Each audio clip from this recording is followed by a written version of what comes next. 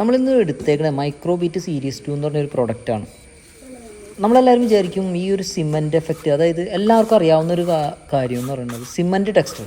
എല്ലാവർക്കും അറിയാവുന്ന കാര്യം സിമൻറ്റ് ടെക്സ്ചർ. പക്ഷേ സിമൻറ്റ് ടെക്സ്ചറിൽ തന്നെ ഒരുപാട് വെറൈറ്റീസ് ഉണ്ട്. അതായത് സിമൻറ്റ് കാറ്റഗറിയിൽ തന്നെ ഒരുപാട് വെറൈറ്റീസ് ഉണ്ട്.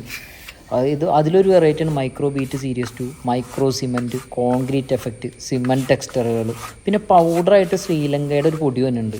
അങ്ങനെ കുറേ ഐറ്റംസ് ഉണ്ട്. പക്ഷെ നമുക്കെല്ലാവർക്കും ആകെ അറിയാവുന്ന കേസ് സിമൻറ്റ് ടെക്സ്ചറാണ്.